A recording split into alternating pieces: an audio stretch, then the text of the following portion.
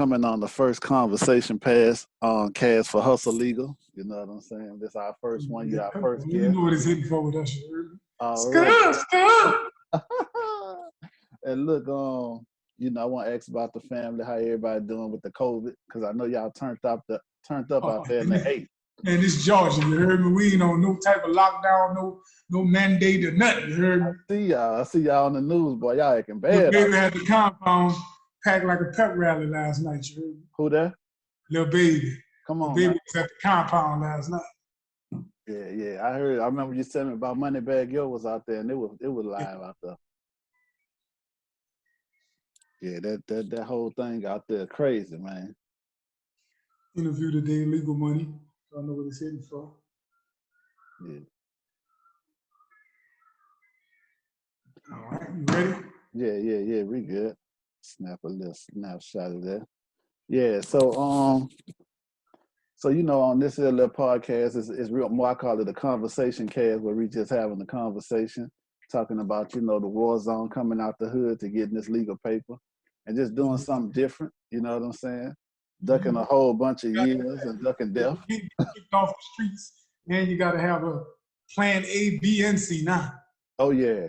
Just one plan ain't gonna make it no more. You need a couple plans. One plan ain't gonna make it, dog. You know what I'm saying? So I might be a little off, but you know what I'm saying? I thought you had a good perspective on this here, knowing your background by you being from New Orleans, from being from the Magnolia. You know what I'm saying? Yeah. And then for the elevate, get out there to the A and do something different with your life. You know what I'm saying? Yeah, you know, you always you know, some people say Katrina was the worst thing happened to them, but you know, for some people it was a blessing. You feel me? Even though we had family members that we lost during Katrina, to some people it was a blessing though. You feel me? Yeah. Gave like a second start or something like that, huh? A clean slate. I'm telling you, with the FEMA money and the Red Cross, you shouldn't be hurting if you got FEMA or Red Cross money. Unless you went out there in Gucci, Louis, and all that, you was all platinum out there in the streets. You know, at least double it before you Lucci and do it. You know how that go.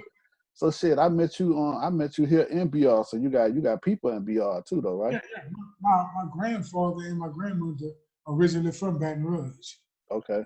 You know, right off of Foster Street. You feel me?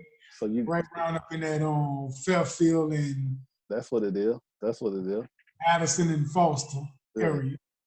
So you got to see it. You got to see the Big Raggedy firsthand. That's what we call Baton Rouge, the Big Raggedy. Well, I love the Big Raggedy. You heard me? It was love to me since I had got there. You feel me? I actually, as a kid, I didn't want to come because everybody say comparing New Orleans to Baton Rouge, everybody be like, oh, it's country down there. It's country. So when you get that programmed in your head, you be like, oh man, this. And you know, when I go to BR, I don't have no friends. So they made me stay away from that during the summer. So when I came out to Katrina, man, I fell in love with BR. I wound up staying, a year and a half before I moved to Atlanta. Come on, bro. Yeah. I think a lot of people was like that because like we were still riding old cars and stuff like that, you know what I'm saying? Old schools, we all went on the foreign thing and all that. Yeah, y'all was on the new cars early, but we was kind of like on the Oakland type of tip. Yeah, East Cousins, Monte Carlo, Reeves. That playing the Chevys and everything. So that was our thing. That's And dudes spent a lot of money on them cars back in the day. I done had 11. I done had 12 cars, but I didn't kind of grew out of that. Now putting rims and tires on. But now I understand the movement. You feel me? It's just like you separate yourself from everybody else with the old school, and that's what that's what you do out there to kill some of your time. You feel me? To stay out of trouble. Invest in the old school and just lay low. Plus, you like to shit on people. You know what I'm saying? Because back then, all gold ones was like forces back in the days. You know what I'm saying? I love the old Impalas. You feel? So look, so from you being from the Magnolia, you know what I'm saying, being from New Orleans or whatever, you and Soldier Slim almost had the same name at one time. He was on Magnolia Slim, you Magnolia Levee, huh? Yeah.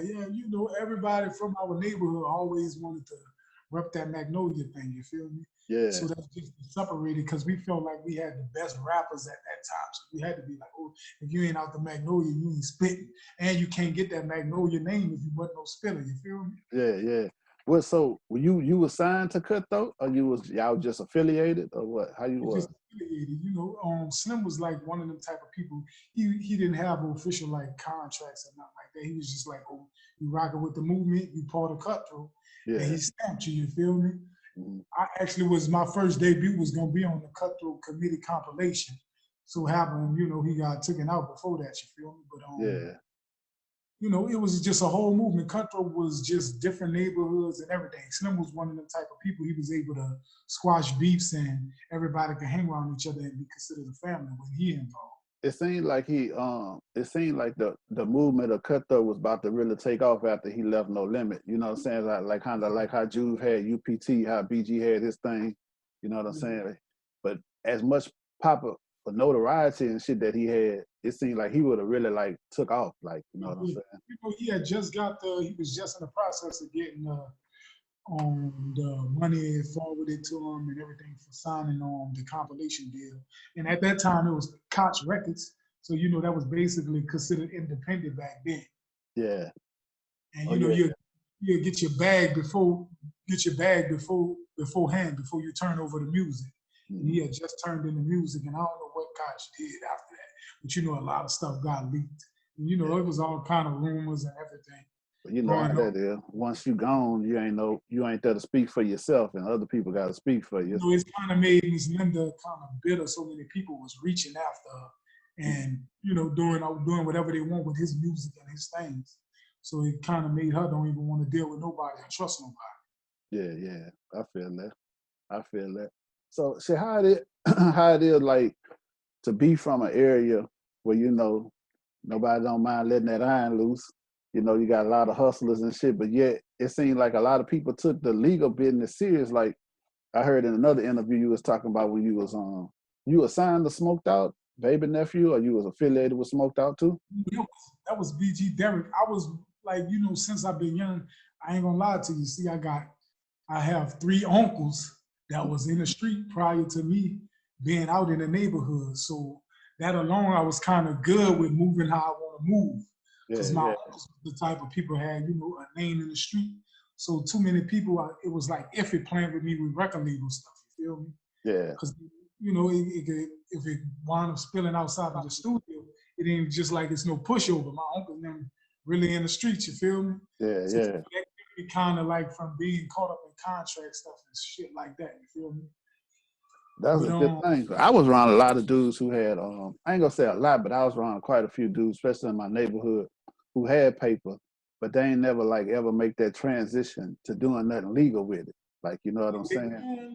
Deshaun was one of the first people I know as a young guy to start a record label and get a bag from it. Man, we was on, I had to be like 17 and he had to be like 23 at the time. This man had a Viper in the neighborhood. Come on, man. Then right after he got the Viper, he had a Mercedes-Benz, the 500.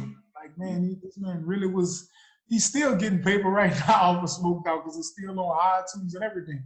Yeah. And every time he was running into bumps in the road, getting incarcerated.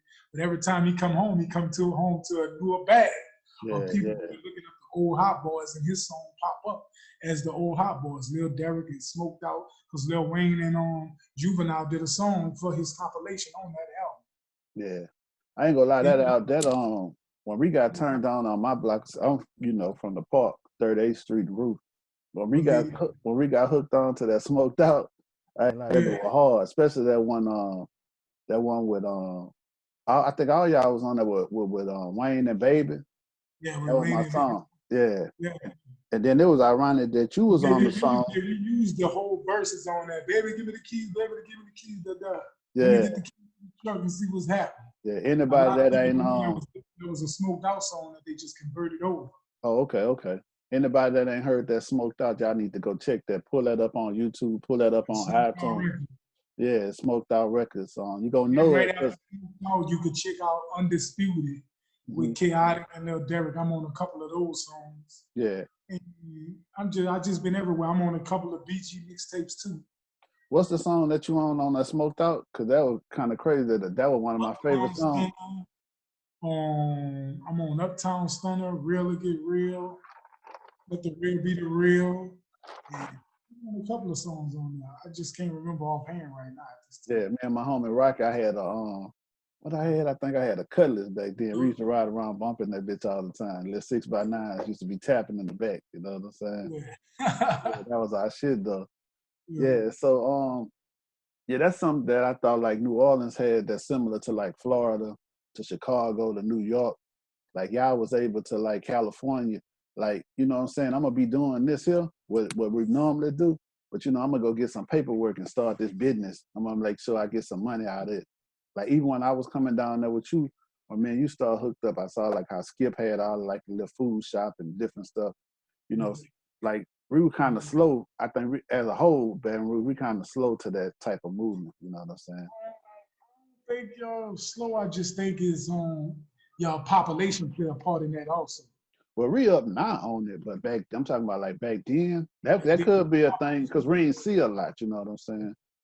And so that could have been kind of had a slow. That was a good move for Skip to open up Chicken and Watermelon on South Claiborne, you feel me? That was just something different.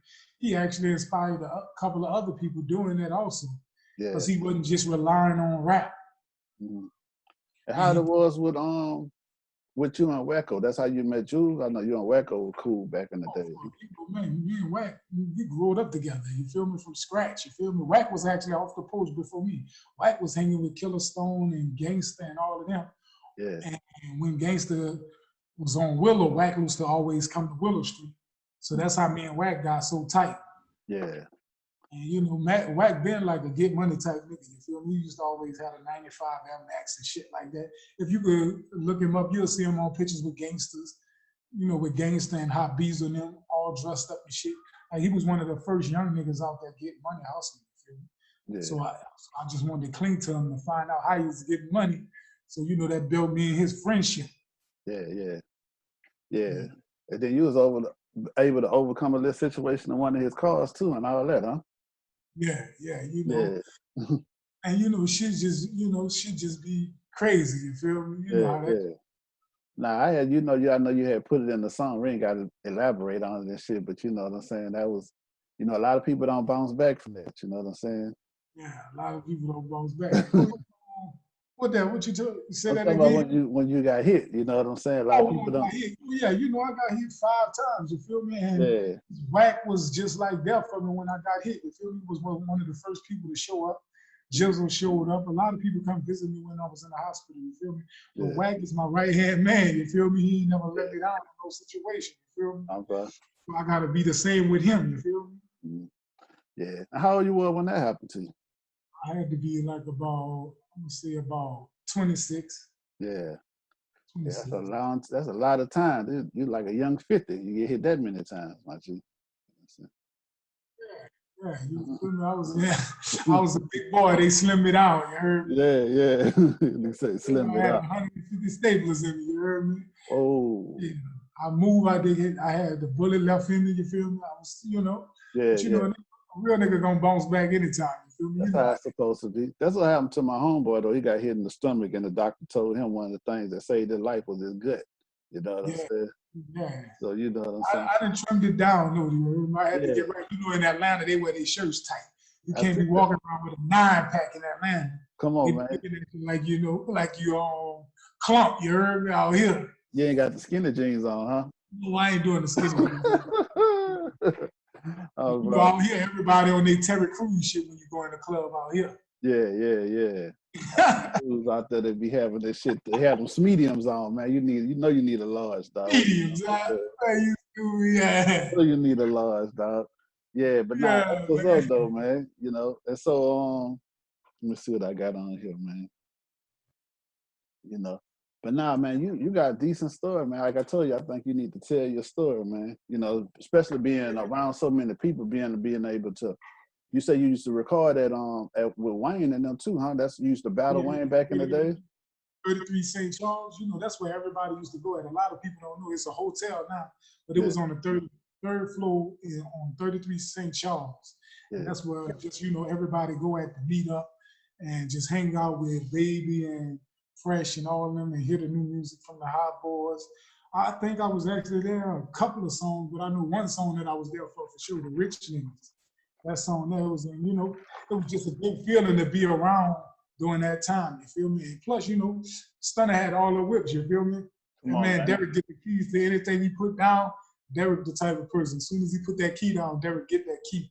And we go and pass around whispers, Detour, something in the Bentley, the Hummer, or whatever we could catch, you feel me? Yeah. I know about them. I know about. Bird had Jags and everything, man. Derek was one of the best at getting the cars, and he wouldn't know, you feel me?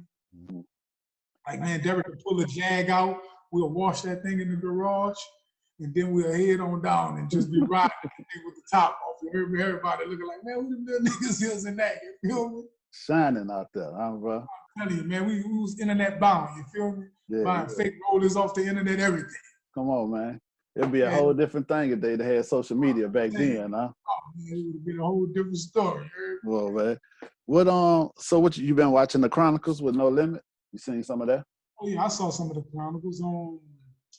You know, I actually like Master P's story, and I just don't I like the Mac. I ain't like how Mac part was, but I like everybody over there. I know them like KLC, Fiend, and you know some of the shit he said was true, and you know some of it just drifted off to me. Yeah. But who am I to try to correct this story? You feel me? If Slim ain't here to talk about it, I can't talk about it. You know, they say the winners always tell the story. So, you know what I'm saying? And, you know, regardless of how it happened, you know, you got, like you say, you always gonna get his point of view from it, you know what I'm saying? Yeah. I thought it was a little, whatever happened with him in the Beats by the Pound, you know, I only part about it I ain't like this one dude was like, I could have bought beats from anywhere. Like Beats by the Pound was y'all sound though. Yeah, that was just like he downplayed everything but himself. Yeah, he had to go that far deep in. You feel me? He could have just been like we had a disagreement and kept it moving. Yeah. But you know how that shit be though. Beats by the Pound is a classic food. That's a hard sound you're talking about. You could buy from anywhere. You got Moby Dick. You got KLC. What the city was like when they was running the city. What it was like down there then. What, Beats by the Pound? Well, No Limit was running the city. Oh man, well, you know, No Limit had they run. You feel me? You gotta respect. P was giving the bread out. You can't lie. P was buying everybody whips.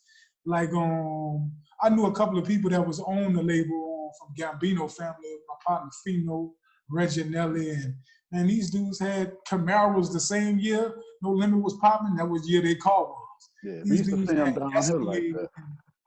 Escalades and the new Camaros when shit dropped, and a house. They got a house in their name, not in no Master P name, in their name.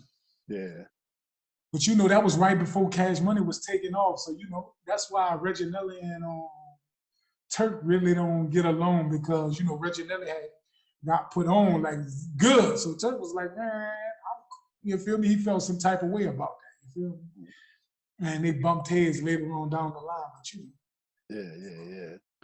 Nah, we used to see them down here in VR though, like, you know what I'm saying, with the houses and stuff. A lot of them stayed in some of the same neighborhoods, you know what I'm saying? Everybody wasn't in the country club, but they was in nice spots though, you know what I'm saying? So it looked like P was taking care of them. I mean, that was 100 years ago, but you know. And plus when everybody hit rock bottom, they was selling those houses and everything, get money back from that in their name. They just didn't flip it right or do what they needed to do with it. Yeah. Like they got a couple of people capitalized off of that, you feel me? But some people did. Supposed to work with what you got, though. Slim was a different type of artist, you feel me? Slim was really selling records, and you know, that kind of made him feel some type of way when everybody else was just getting piles of money through on him. Slim felt like he was worked that or earned that. Yeah, you put in the work and you selling, then that is what it is. Plus he had a name, you know, that's, you know, Soldier Slim or Magnolia Slim. You know, when you feel like everybody coming at you, you know some kind of money getting brung in, you feel me? Yeah.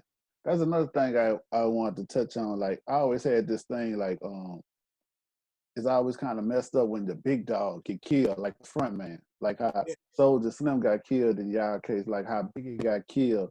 I ain't disrespect to Lil C's in them, but they ain't who they would have been if Biggie was still here.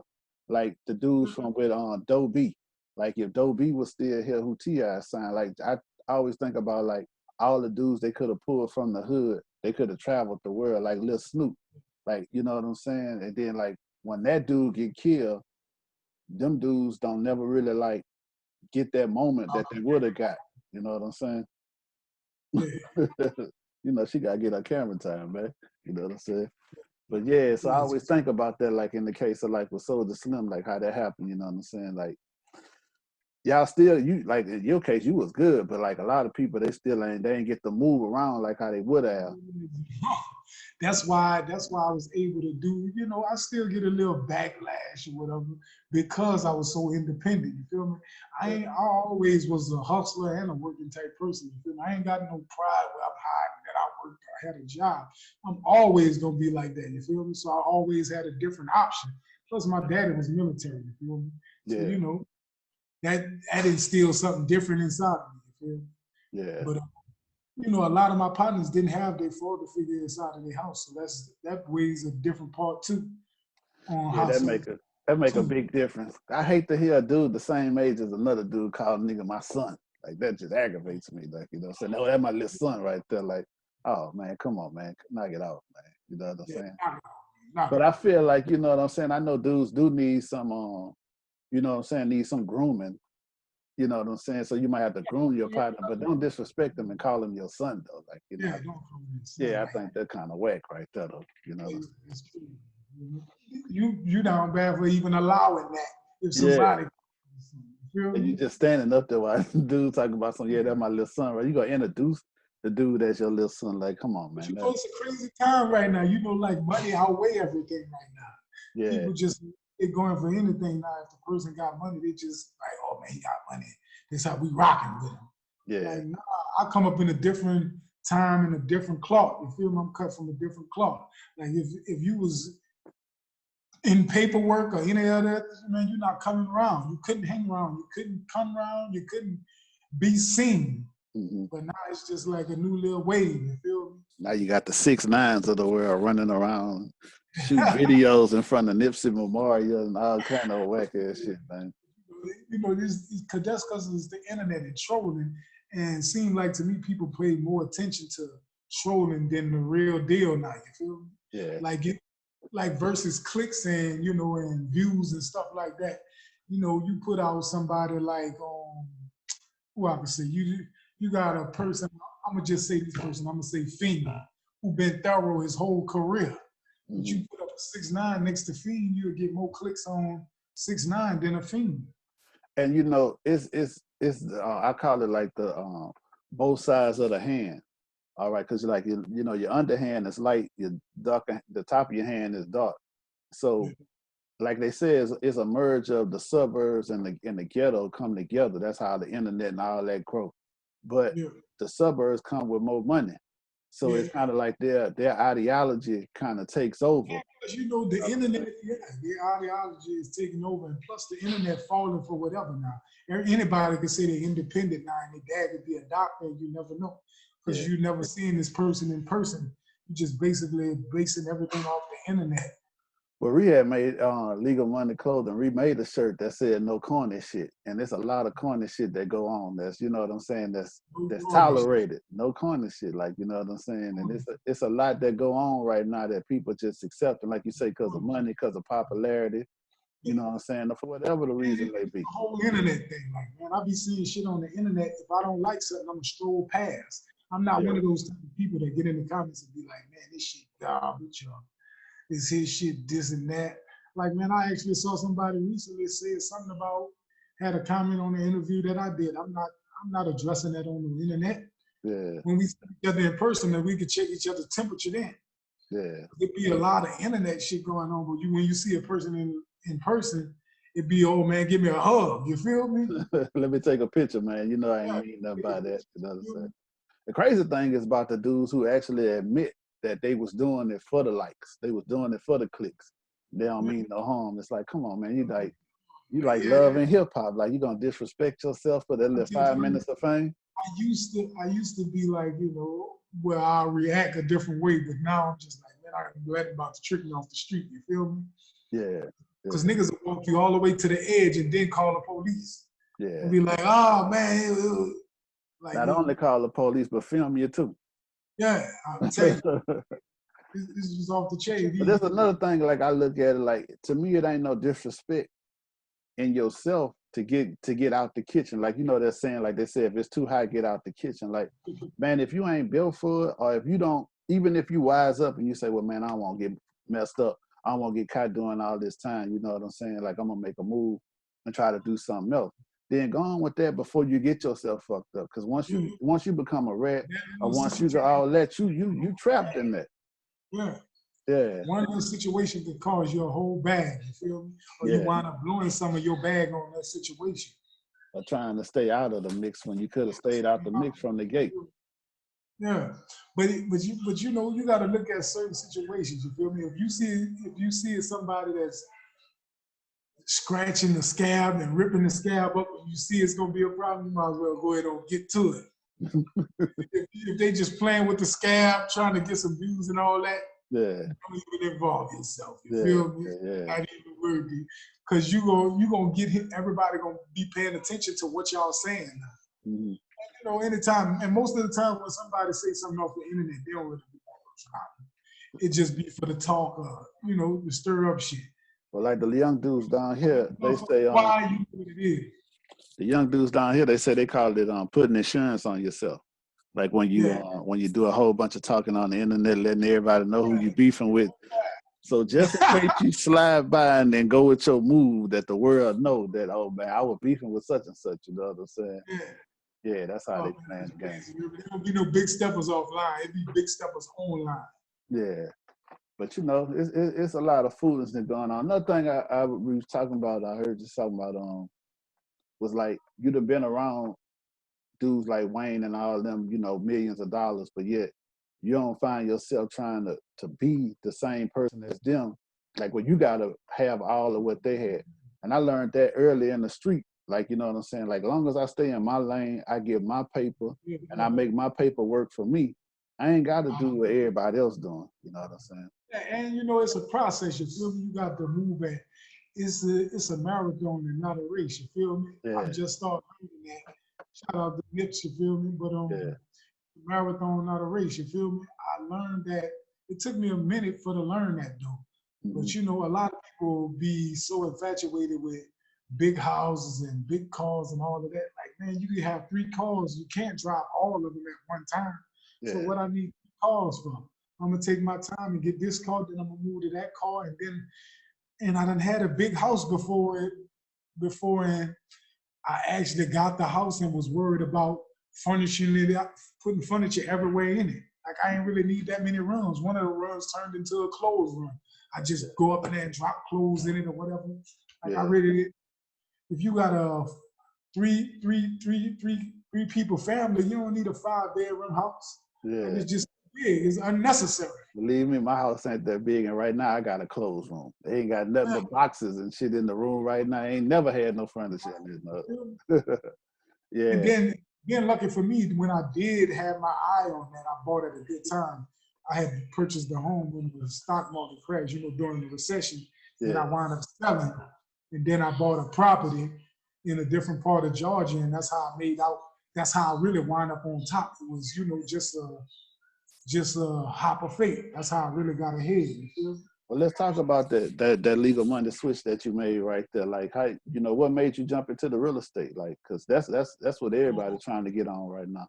The real estate thing, it was me. I was like, you know, I was just going to work every day and messing with music. And my wife, she wanted we was actually living up in like a home outside of Atlanta, which is farther down, like from Union City. My wife wanted to come closer to the city, so she kept on, you know, nagging, you know, happy life, happy wife, happy life. Believe that. So she was nagging me about selling the home, so we wound up selling, and we actually made about a $60,000 profit. Yeah. And we wound up, and we started going to the auction because I have a friend who owned New Orleans Bar and Daiquiri on Old National Highway in Atlanta.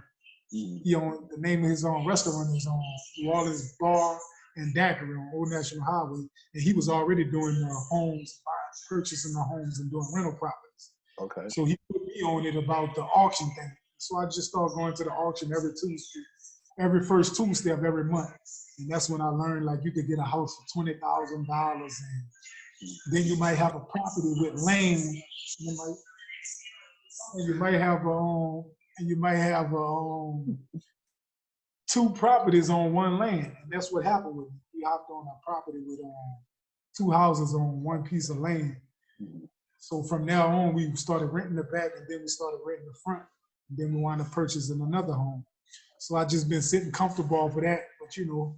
So you making moves with that. Forward to other things, you feel me? Yeah, but nah, that's a smart investment, because that's one thing. Like I heard Farrakhan say that one thing that they ain't making in the world no more is land.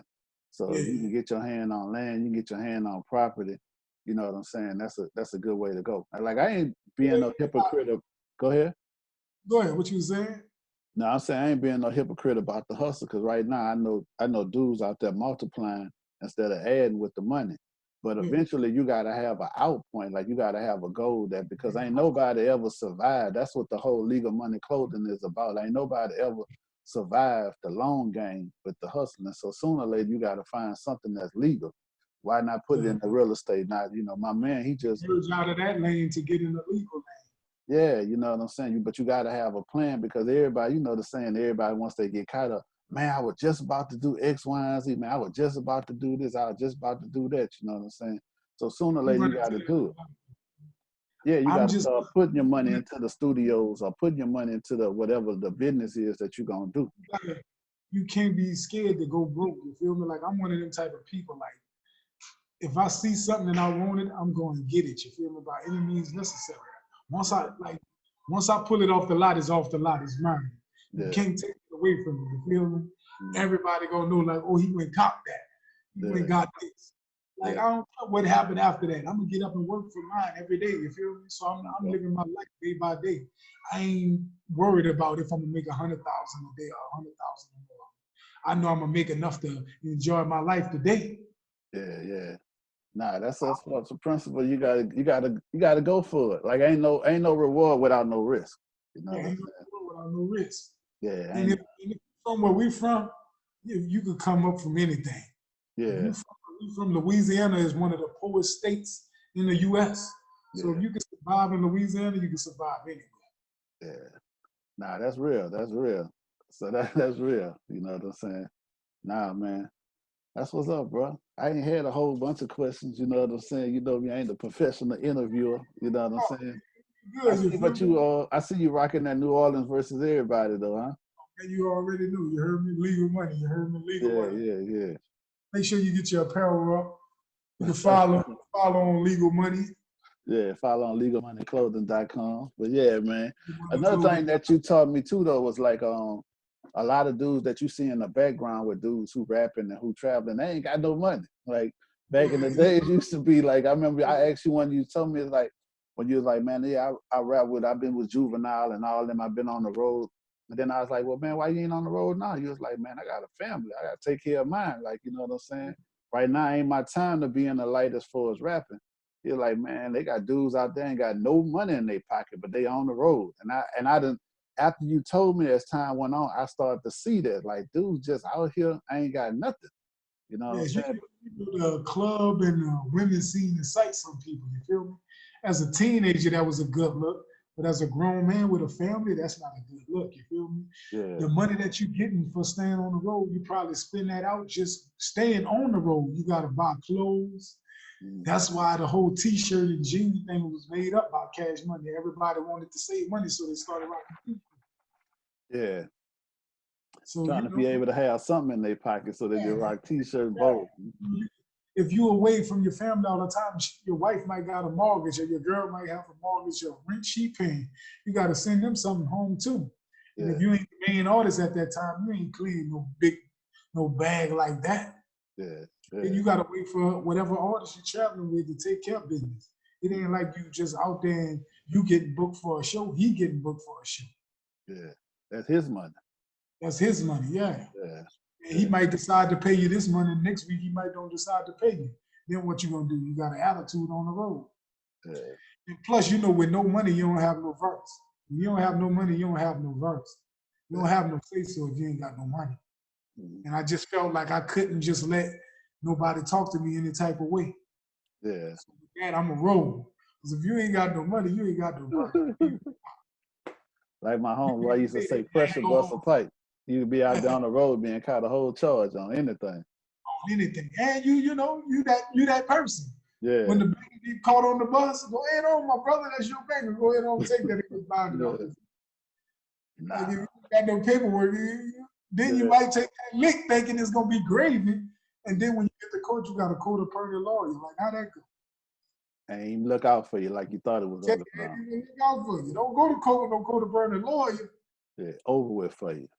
Over with for you. Over with for you. I just seen that happen maybe like a month and a half ago. Over with for the person. Yeah.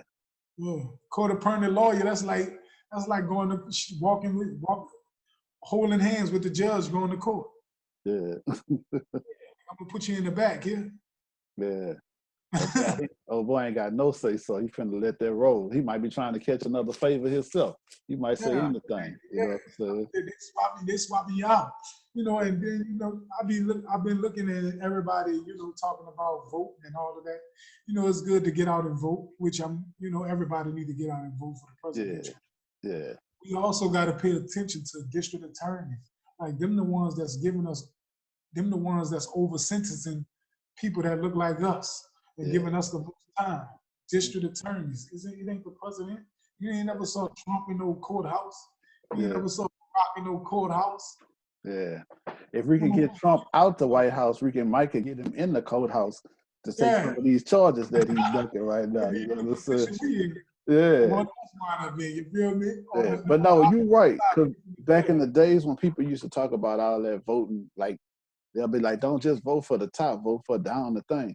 Like as I done got older and I see the world from a bigger point of view, like now all that really means something. Like you say, like about your district attorneys, you know, your judges and all that. They're the ones who recommend what type of sentence you get for a charge that you facing on. They the ones that pick it up for the state and shit like that. And then right now it's our moment, you know what I'm saying, with everything, unfortunately, that happened to George Floyd, you know what I'm saying, like, and everybody, you know, noticing what's going on. You know, Black folks, you know, we really have an opportunity to put ourselves, especially younger ones, entrepreneurs, we got a situation to put ourselves in. But if you don't empower yourself, like I was listening to a dude talk about, man, they don't pay nothing at this job. They don't do nothing for nobody. I'm like, but dog, you got the lowest job at the job. Like you don't know how to do nothing. You ain't got no trade. You don't know how to drive no forklift, no truck. I think as Black people, we not outnumbered. I think we just unorganized. Yeah, all of that. Then also we don't always give information and we don't always take information well. You know what I'm saying? Some of us don't want to give it, and then when we give it, some of us take it like disrespectful. Like, man, they think he know everything. You know what I'm saying? But like, nah, sometimes you just got to take the good from what a person's saying. They might even say it kind of shitty. Bad at criticism. It's hard for us to take criticism. Yeah. And it's hard for us to say sorry too. Like growing up, sorry was man, I'll say anything but sorry. I'll be like, my bad. Yeah. My mistake. Yeah. But sorry is a hard word to say, man, I'm sorry. Even if you say that, even if you say my bad, is almost a thing. But no, my mama told me that though. I ain't gonna lie. Well, mama told me a long time ago, she's like, you know, you need to learn to take constructive criticism. Because I was really going sideways at one time, you know what I'm saying? Even though I did what I did. So all of us had our bumps in the road when we went sideways. Yeah. But like I was really like, you know what I'm saying, you know, like on some other shit. And one day I remember, I never forgot that she sat me down. She said, you need to learn to take constructive criticism because you get mad, you get attitude about too many things, you know what I'm saying? And then once I, you know, took that in, I started to understand the difference of being criticized and then somebody giving me constructive criticism, you know what I'm saying? That constructive criticism, that could save. Age come with growth and wisdom and all of that. You feel me? Not just take it and keep it moving. You always want to have your OG, even if your OG is your mom, you want somebody to be able to talk to you and sit you down. You feel me? Yeah. Like I still talk to OGs in my neighborhood. I look up to people like Stuff. I still, Juve, Even Skip, bro, Skip know a lot of things and been made mistakes in his life too. You feel me, that you can talk to him about. And you just want people like that around, like Mr. Marcello. You feel me? And yeah, I was gonna ask you about that, like with that with New Orleans, like what's what like the I ain't gonna call it like the king of the city. We ain't gonna do the New York thing where they be like the king of the city. Talking about landlords or what? Yeah, all that. But I ain't gonna lie, that boy Spitter running the city down there right now. Huh? Yeah, Spitter killing the city right now. Been in blocks. You heard me, make you get your shit together. You feel me? Yeah, he make you put all your little acorns in the box and make sure you grind hard. Like, you look at that boy. That boy come to the lake, make everybody pull to the side, huh? And then I'm big on people being genuine. Like when I went down there to the little shop one summer a couple of years ago, like dude was like a real dude. Like, you know what I'm saying? I walk up, I gave some apparel. He's like, yeah, man, you know, my size such and such. You know what I'm saying? He ain't give a lot of time, but yet he ain't ignore me and you don't know me. And then all the people I see on this gram, all them do, everybody was wrong now, you know what I'm saying? Yeah. Same old catch, you know what I'm saying? So that's a family over there. Yeah, I thought that was real big. I like to see partners stick together, you know what I'm saying? I like to see partners grow together, you know what I'm saying? It's too easy to fall out a lot of times, you know. So that's big on my list, you know. And plus, I don't know why people, you know, it's hard to forgive. Like where we from, I don't understand that.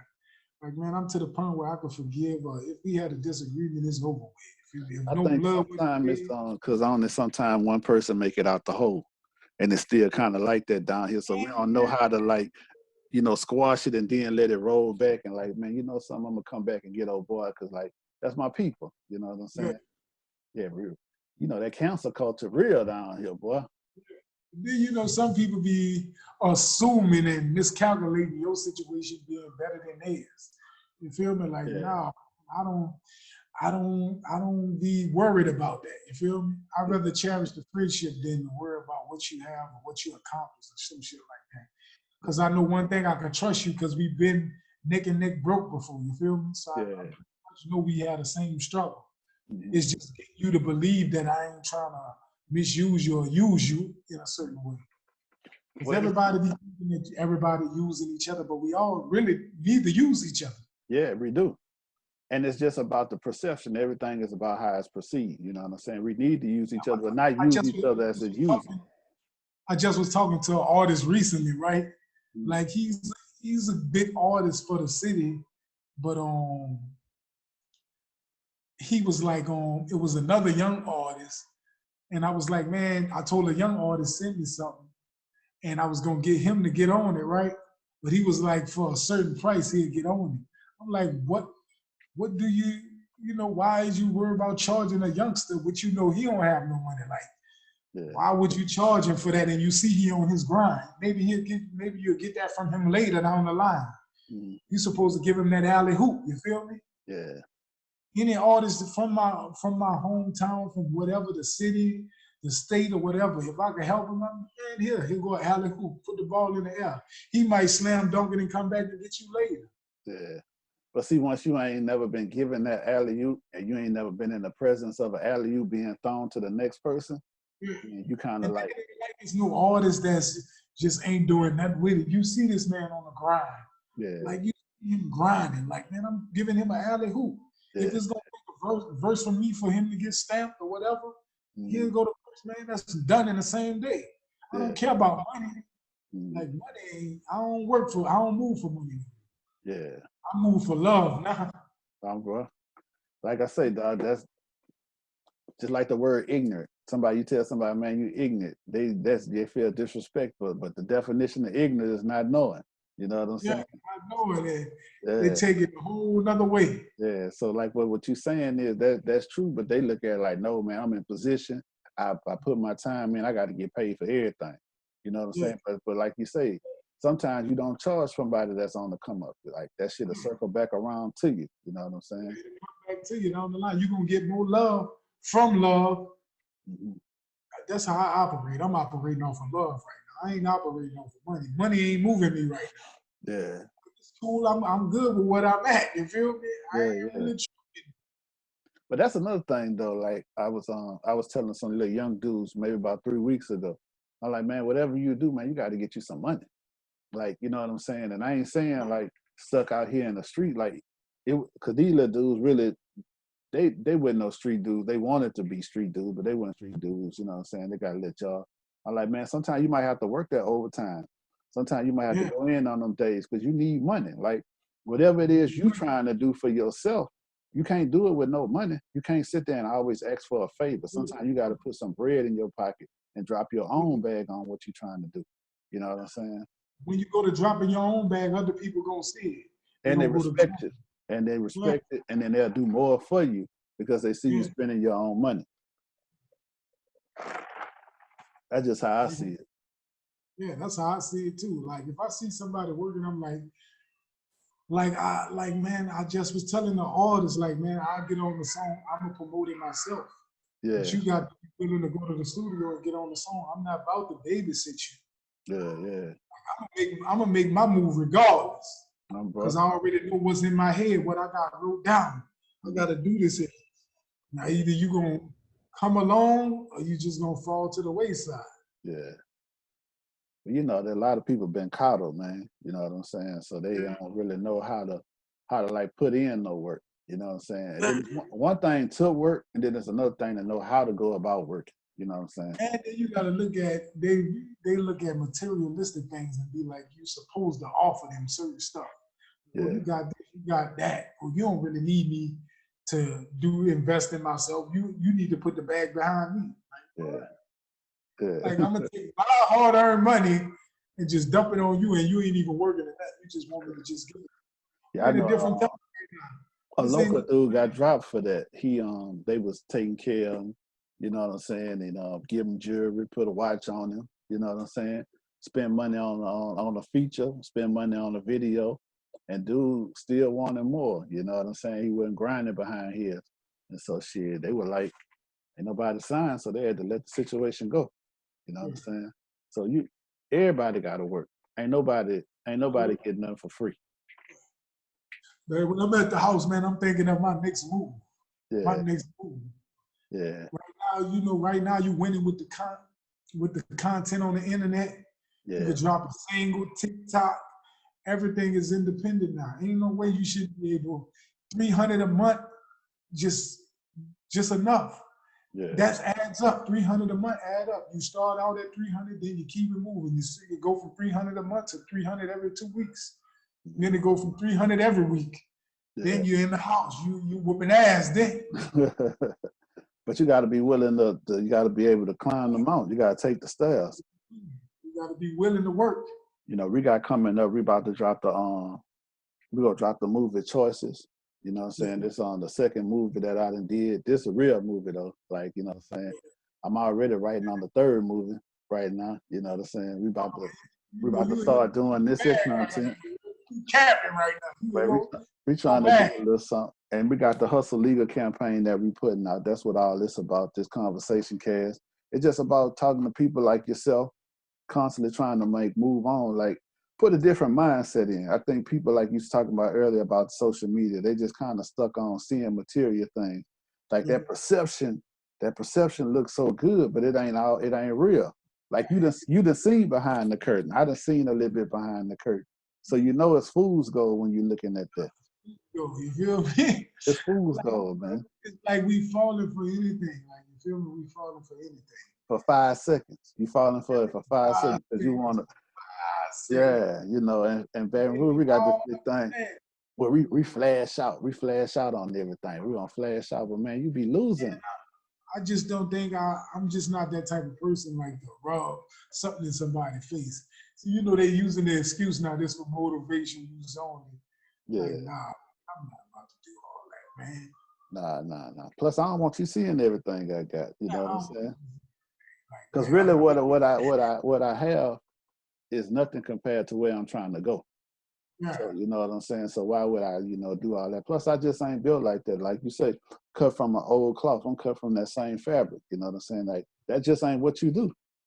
You know what I'm saying? Yeah, it just wasn't the thing you do. And then, you got, it's a new era where you got the feds looking at everything. And, like Biggie said, you don't see my ones, you don't see my guns. Like so you don't see my number one, and you don't see no pistols and all that I got. You know what I'm saying?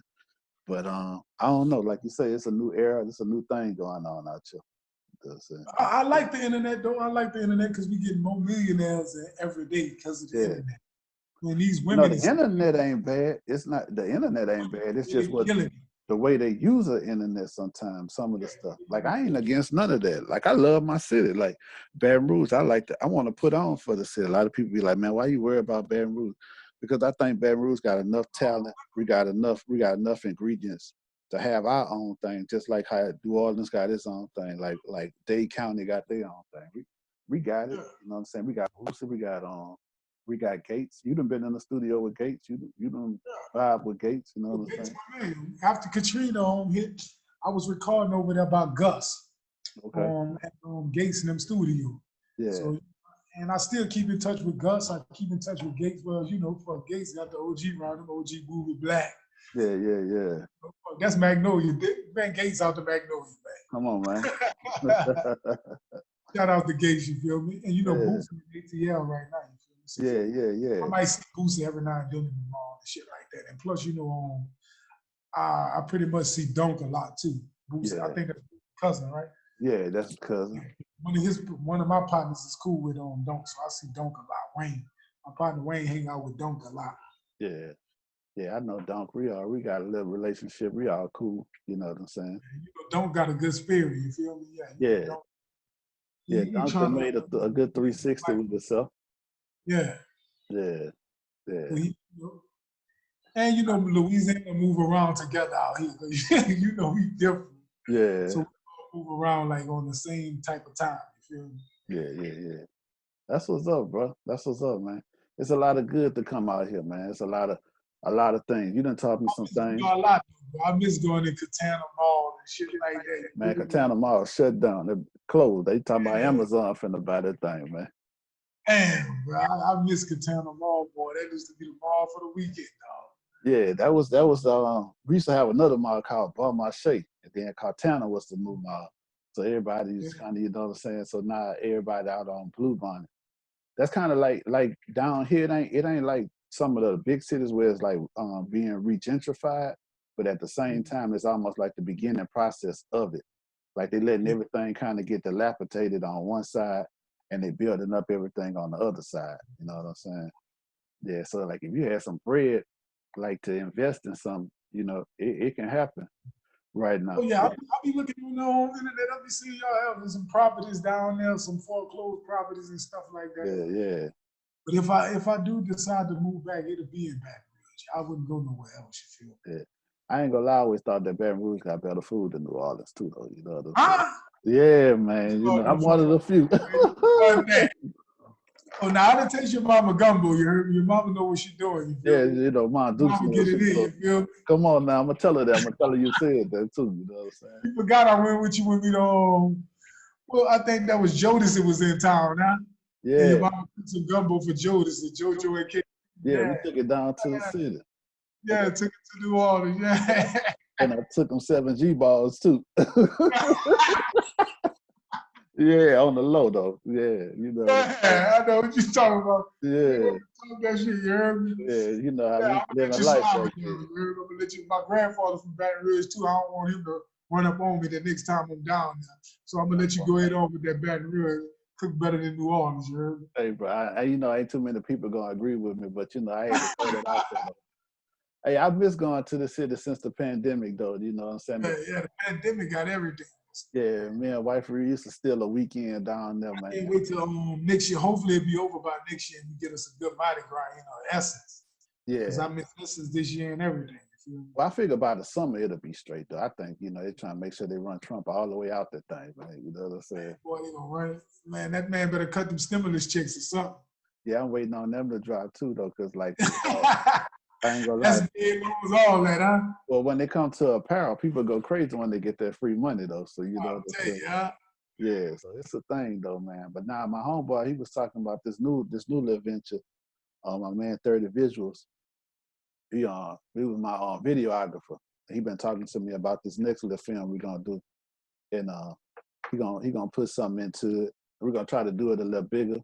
It's a more intense script. You know what I'm saying? So I'm just kind of getting my feet wet with this. See, I kind of like writing movies. You know what I'm saying?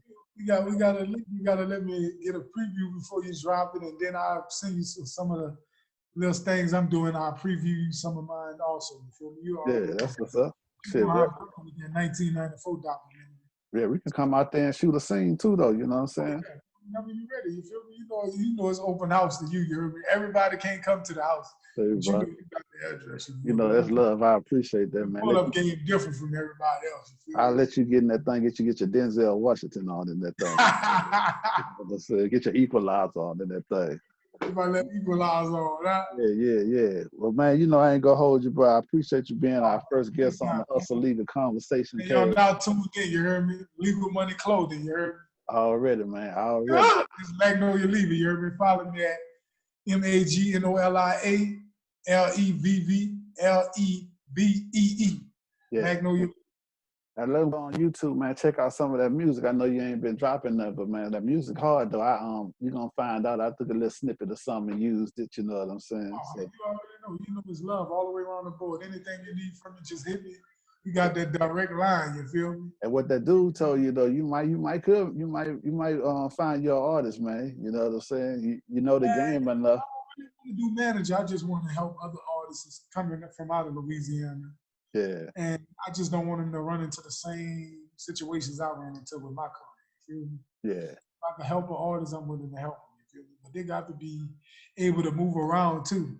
Mm-hmm. I can't walk you through every move. You got to at least have some get up and go about yourself also. Some get up and go and a couple of dollars to spend on yourself. You know what I'm saying? Because I've learned out myself with promotion is a motherfucker. Promote, you got to market yourself. You know what I'm saying? You got to be able to do all these things. I just want them to, you got to have a little money to travel at least. Like you got to at least come up here. If I tell you I'm shooting a video or some shit like that, you got to at least have a little bag to come up here and open up a showcase or something. Yeah. I learned that from 2 Chainz. Like listening to 2 Chainz talk, like when he was with Ludacris. It ain't that everybody didn't know him, but when he was moving around with DTP, he was making relationships while they was moving around. So when he came back and he put that bag behind himself, it wasn't hard because he had already met these people, even though he wasn't the front man, you know what I'm saying? And it worked out for him. Now he had talent too, though. That's a different thing. But I'm saying that he was able to make the relationships work though. But yeah, my brother, I appreciate you, bro. I'm gonna go and get out of here, man. We just started we pressing in-house now, so we ain't using no third party. Yeah, all the clothes coming from in-house now though. Yeah. Check the website out at legalmoneyclothing.com. Yeah, all that. I appreciate that. I'm gonna put a little link at the bottom of it. You know what I'm saying? I gotta edit this. I'm learning the hard way through trial and error. You know what I'm saying? Oh, man, come on. Anything you need me for, you know I'm here for you. Already. All right, big brother. I'ma holler at you. I stole that from Gates, big brother. All right, dog. Appreciate you. All right, believe that. One.